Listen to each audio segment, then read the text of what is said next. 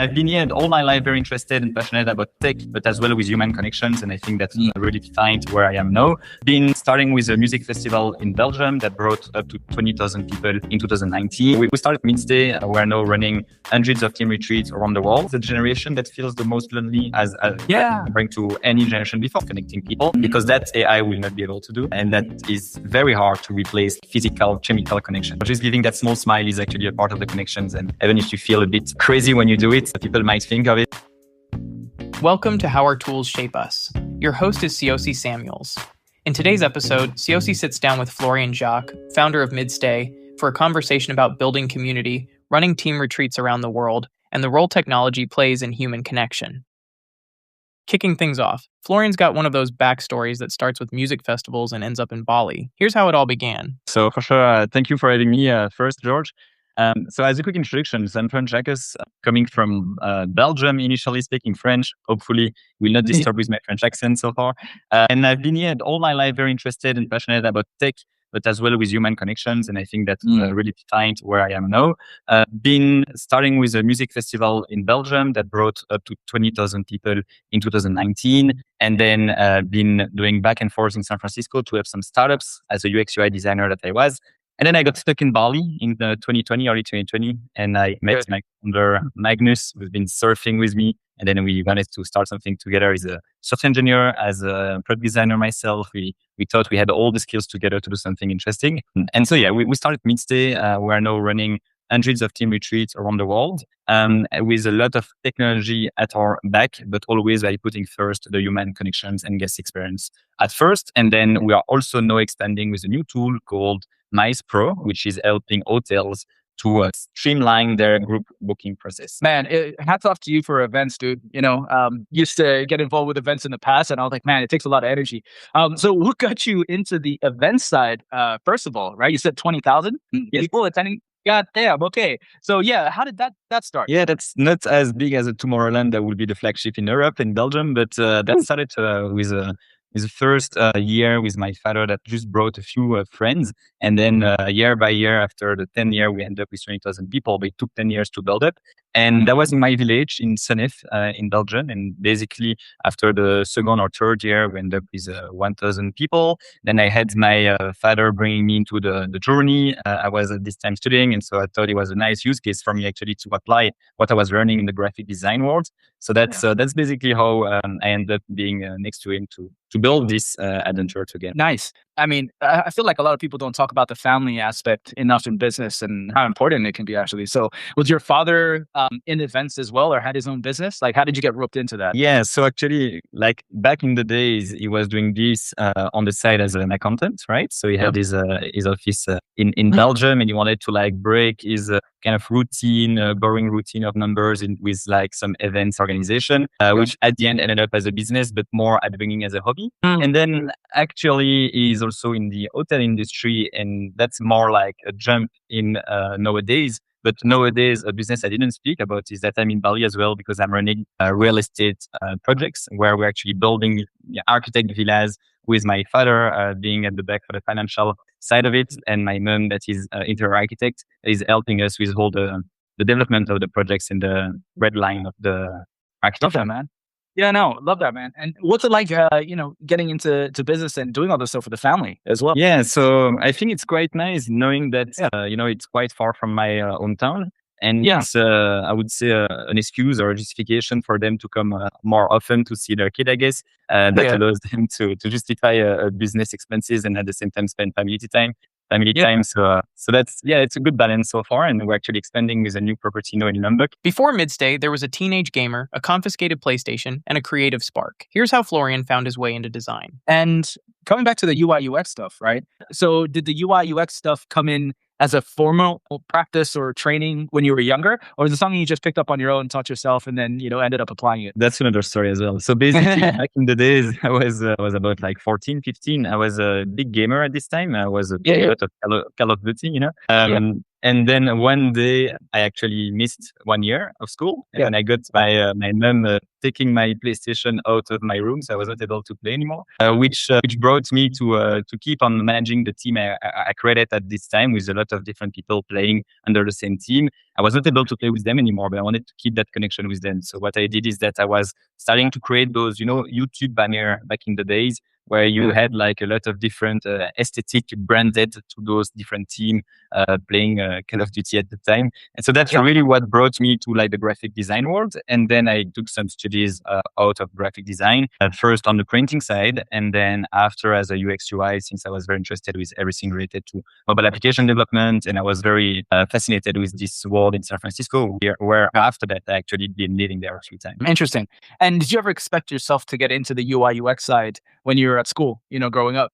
Not really, but I always really liked making projects and bringing people together. You can really see it. No, it's business-wise and financially speaking, but with employees and all that. But before it was already that. It was basically bringing people together in a similar project with the same vision. When I was bringing, it was about 100 people doing, like this sniper thing, where you were recording your screen and you were doing some special video on YouTube. At the end, that was, already a bit my push to bring people together and going towards the same goal. That thread of bringing people together runs all the way through to Midstay. Here's how Florian built the platform and what it actually does. Yeah, nice. Love that. So it's okay. So the bringing people together aspect, I can see that as a thread, right, through everything you're doing. I think because at the end, Midstay is a corporate retreat platform. So we help companies to bring their team in Phuket, in Canada, in Lisbon for a few days. And we run the whole program for them with a lot of technology at the back that allows to really streamline this chaos of organizing everything for a lot of human mistake, a lot of time spent. So our platform really helped them to do all that. But at the end, the outcome that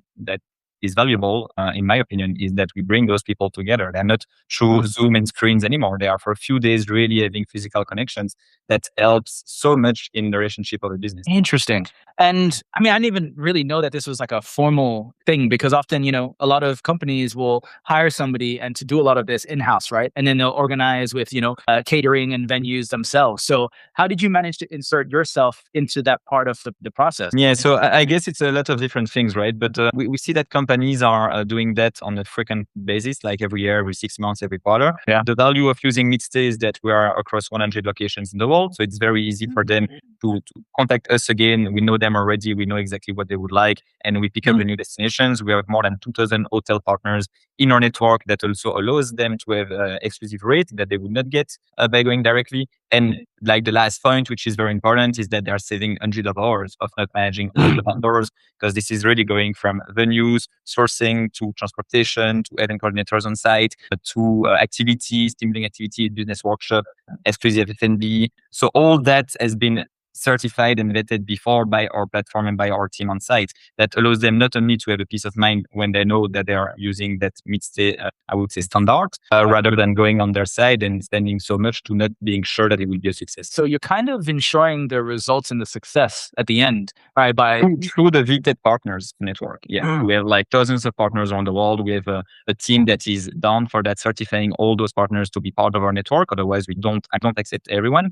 That really ensure that the image of Midstay and the quality of Midstay, of the service provided, is really staying on top. Next, let's dig into the tools. Midstay is a tech company at heart, and COC wanted to know exactly what's powering it all behind the scenes. Okay. All right. Now, from the tech side, right? What's your stack, right? What do you guys like to use internally that isn't your own custom made tools? Because obviously everybody has, different preferences. Yeah, exactly. But so as you understood from Midstay, it's really of a human and operation business, right? Yeah, we could have stayed like an usual agency of event, right, and just managing everything manually. What we actually did, because we are quite strong in tech with my co-founder, is that we created a whole system and a whole platform at our backend to basically automate a lot of things. Automate the itineraries, automate the outreach with hotels to get the best quote, automating the whole sales process with the proposal process with the different options of hotels that is directly triggered from our network partner. So all that has been automating a lot of elements for our team to just run much more smoothly. The external tool we are using, because this is an internal tool we created, but the external tool as a tool stack that we are using for sure like graphic, you will use Canva, which is a bit funny because as a graphic designer, you are using Photoshop all the time, Adobe Illustrator. It's crazy now how Canva has been really breaking the rule there to really make it very accessible to everyone. Because nowadays, even though I would prefer to use Photoshop, my team that needs to take over some of the design I did or presentation, they are not able to use it. So it's basically locking people to use something much more simpler that can even do as much as the other can do. So that's Canva, I would say, for the graphic design. We are using HubSpot for sales. We are using our own internal platform for the whole verticalization of our business. And we are using Slack for communication. We are using Drive for media storage. We are using Notion for wiki knowledge. What else? And that's mostly the main ones. Yeah. Oh, that's pretty good. Yeah, Google Drive, of course, to store. Notion, I'm a big fan of Notion. Oh, me too. Oh, man. And I feel like they're just getting better and better. Exactly. Oh, my gosh, yeah. Because I don't know if you got access to their custom agents yet, the beta. Yeah. And have you been using that much at all? Not yet, actually. It's on my list, but not yet. What is that? Oh, man. It's good because they also enable or allow for custom MCPs. So if you have your own custom thing, you can just bring it straight into the Notion workflows, which further reduces other automation tools, which is wild to me. Because, there was a time where like N8N and Make.com and Zapier, right? All those were big. But I see all these other vendors just like incorporating that into their platforms now, So it's really, really fascinating to see. This next section gets right to the heart of why Midstay exists, the post-COVID loneliness epidemic, and why younger generations are craving in-person connection more than ever. Okay, that's great. That's thanks for sharing the stack.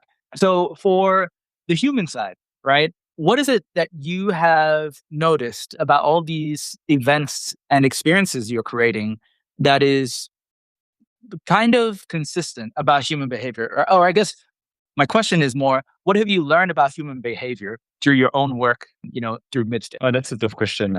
Because events are always different, right? And that's also what made it complicated at the beginning to create a system for a company, to create an internal tool, is to make it flexible enough to please all our clients, but as well, I would say strict enough to make our operation streamlined and smooth, right? And that's a very thin line where we know are quite happy with what we created, but it's not a package fit all in the event industry. It's a package fit one to make sure that your guest experience is there and that the client is getting what he's expecting and envisioning. No, in terms of outcome and what is the human, I would say, behavior that I understood and found out, I think it's always satisfying to see because it's always different. Honestly, I don't have like a pattern that I can tell you. But for example, recently, a CEO going with his US team in Mexico and the same CEO going with his Asian team in Boracay, both told me it's just such a no-brainer to just keep on doing those events, to keep on getting closer to our team. So I would say like the common topic is like connection, team bonding, bringing those people through like a fun leisure time, but at the same time, bringing some work session to make sure it's not spending too much vacation neither. So this is also for sure justifying the cost of it. And you need to get an ROI out of this investment, right? So that is where also we actually bring a lot of different tools after the retreat and even during the retreat with some polls that allows our client to understand how much result they got out of this initiative.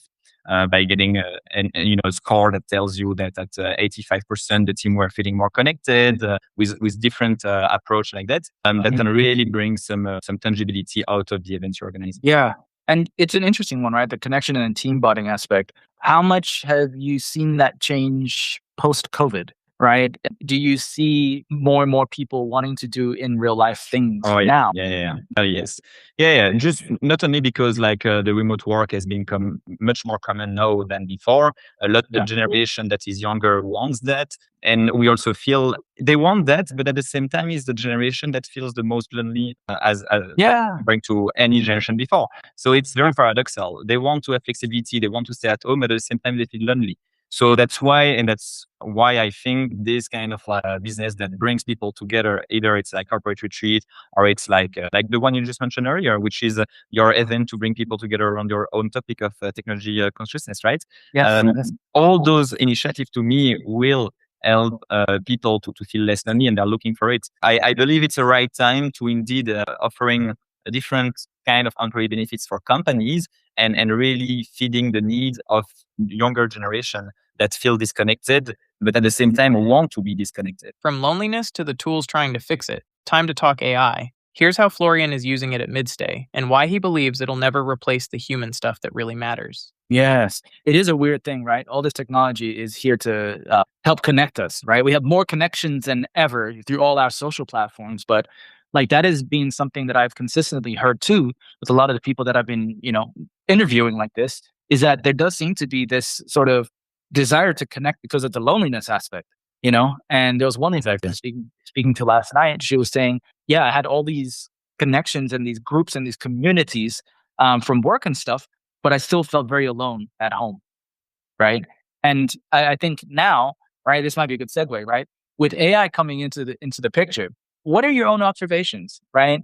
Do you think it will be a good thing long term, a not so good thing? Yeah. How are you seeing AI mixing in to the equation there for you? Yeah. But I guess as every business owner, we are trying to take it at our advantage to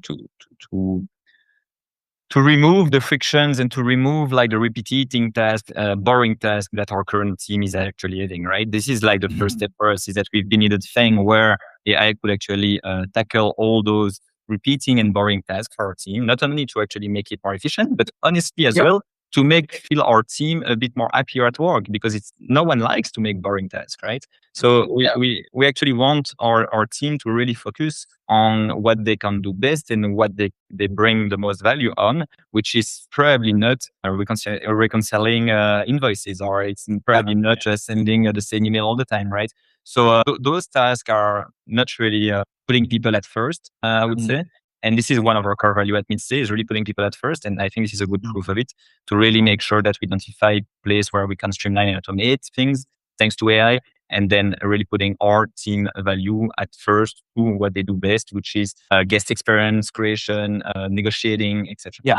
And how are you personally using AI, right? How's it changing or not, things for you personally? Yeah. So I think one of the first tool I used in terms of AI that I'm still using today, which is RAR, right? Because we tend to jump from one tool to the other in AI to try everything and then to see where we're staying at. One tool that I never stopped using is actually TLDV. I don't know if you know, it's like basically recording video system, right? Yeah, exactly. There's a lot in the market, but we use this one, and all the team is using this one. It makes it super easy to have your minute of the meetings, to come back to meetings with the clients, to make sure that you got it right, to read between the line of the clients, because we're all about creating unique experiences, right? And so we need to make sure we're understanding the clients and being able to go beyond their expectation. So for our team, it's been quite helpful to use this and then playing with AI to really understand what clients could actually have and imagine beyond that. What's quite funny as well with this company is that they've been our clients for the third year now. They just sang their last retreat like a few days ago. They are going to Portugal. So it's a very interesting collaboration where both of us are using our services, and we're really nice. Yeah, no, that's a good setup, right? Where you're both, both using each other's platforms. And yeah, I really enjoyed TLDV for a while. And then I think what happened was I was also using Zoom, and I was consolidating my own stack. And I realized, Google Meets, of course I can record videos there, right? And then Notion had their all of the automation stuff. And a note taker as well. And since I was using Notion a lot more, one thing I didn't like was having to open up a new site or platform, right, to check all the TLDV. Now, I think you can save to Notion from TLDV. Yeah, exactly. You can sync directly to Notion. But then at scale, sometimes those additional steps, even if it's like one or two, right? They're just additional steps. So I ended up unfortunately canceling my TLDV subscription, but I really did enjoy it. Midstay isn't staying still. From Asia to Europe to South America, here's where the company is heading and what that expansion looks like. Okay, man, that's super cool. And I think, I guess now, right? Like, what's your vision for Midstay? If you were to look back later on in your life, right, and then look at Midstay, what would you be proud of? I think keep on getting more and more people connected. I think for me, the main KPI is like the number of people we're able to connect every year. And if it's like more in the same location or more in many different locations, both are fine to me, I would say. But for sure, it would be better to expand. And we are expanding right now. We were only in Asia at first. We've been extending to Europe. Now in South America with companies from US. So I believe the expansion is on the way and it's been running well with retreats in Mexico, soon in Canada, soon in Lisbon as well, Portugal, Greece. So on that side, I would say that will be understanding how we've been there and making sure that we keep on having that single only KPI, which is human connections and how many people we're connecting to each other, and just growing that number.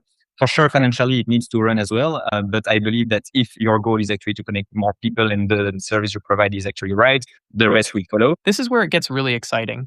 Florian explains a new product called Mice Pro, which takes everything Midstay built internally and offers it directly to hotels. No, what we are quite proud, I would say, and that we are pushing on it is that we've been creating our own internal platform to streamline everything we're doing. But we understood that with all the hotels we're speaking to, we actually created an operating system for us that a lot of hotels will need. Because as you said, some hotels are getting directly reached out by some companies, right? It's happening.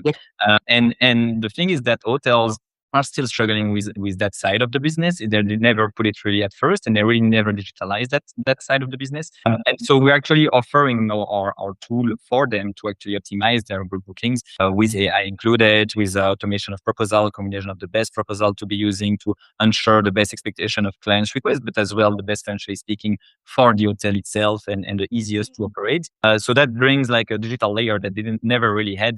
And that allows us to be even more connected again, but really connected into a relationship with our hotel partners. Florian is based in Bali, but barely stays put. Here's a look at his life between real estate projects, retreats, and island hopping. I love that. And what's it like for you, I guess, managing things? Are you in Bali most of the time, or are you also traveling around a lot? Moving a lot. Yeah, I'm moving a lot. Yeah, I would say the physical base is in Bali since I have my physical projects here, which are more my weekend project. Real estate villas. We have about 10 villas here in Bali, about 25 bedrooms. Now the next, the best resort, which will be in Lombok, about like 30 bedrooms. Beachfront, amazing location. But basically, my hospitality side, which is physical hospitality real estate, is in Indonesia. So I'm really attached to Indonesia, but I'm moving a lot for either attending some clients' retreats or to meet my girlfriend, which is based in Jakarta, or to go to Singapore for some paperwork because the company is based in Singapore. So I believe in the region. It's quite easy to move from one place to the other. And we're enjoying as well the journey of breaking the routine. And, I always felt more inspired as well when I'm breaking the routine and working from different places. To wrap things up, COC asked Florian where he sees things headed for Midstay, for tech, and for the world. What he shared was genuinely thoughtful. Yeah, same. I definitely resonate with that. And I guess looking at the future, right, the next 5 years, what do you kind of foresee happening globally? And, it can be related to your line of business or work. But if you want to comment also on just like the state of the world, you can also weave that in. But yeah, where do you see things headed over the next 5 years? For Midstay or in general? Let's go with Midstay first, and then we'll do general after. Okay. I would say like Midstay being really well implemented into the mind of people willing to find like corporate retreat and really willing to get this connection happening. Yeah, like a full end-to-end services to get that running in peace of mind, which we are already doing, but we want to make sure we're like, running the market on that. Then, and probably being way more integrated with AI, because in 5 years it will change the house again from as of today. But again, I think my motivation and my obligation, I would say, as a person, is to make sure that we're not losing what is the most important for us as an outcome and value we're delivering to our clients, which is connecting people, because that AI will not be able to do, and that is very hard to replace, like physical, chemical connections. So this is, I would say, like how I would see it, and how I hope we will also keep that focus. And then globally, I wish, I hope that everything happening right now with like geopolitical issues and countries fighting to each other will calm down, because it's not helping for anyone, I think. So yeah, I guess like getting into more of a peace decade. Connected. Peace and connected. So no, I think that's a good point. And again, I probably align on that front, right? It's like I wish that we could all figure out how to get along. But obviously the reality is, with free will, people, of course, can decide and choose to do and see the world differently.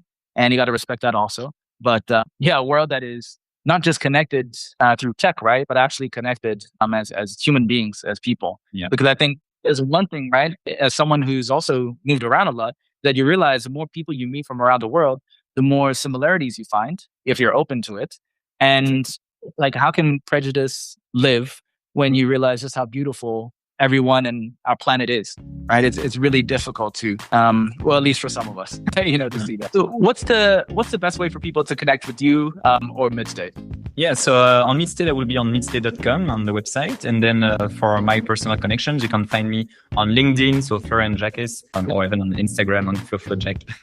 Perfect. And I'll put it in the show notes. And is there anything, any final thing that you want to share with our listeners or viewers? Well, I just want to say thanks for listening, and I hope you stay connected not only to the podcast, but in between each of the people you're actually crossing the street. Just giving that small smile is actually a part of the connections, and even if you feel a bit crazy when you do it, people might think of it, but you need to do it. Is always feeling so much gratitude when you do that to someone, and giving some love is never wrong. I 100% agree, and I'll definitely have to connect with you because I think there are folks or companies inside of the Conscious Technologist group that we have that might want to use your services.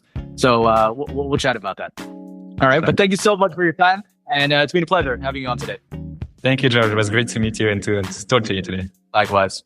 All right. That's a wrap on today's episode of How Our Tools Shape Us. A big thank you to Florian Jacques for sharing his story. From your host, COC Samuels. If you enjoyed this episode, subscribe wherever you get your podcasts. And don't forget to check out Midstay at www.midstay.com. See you next time.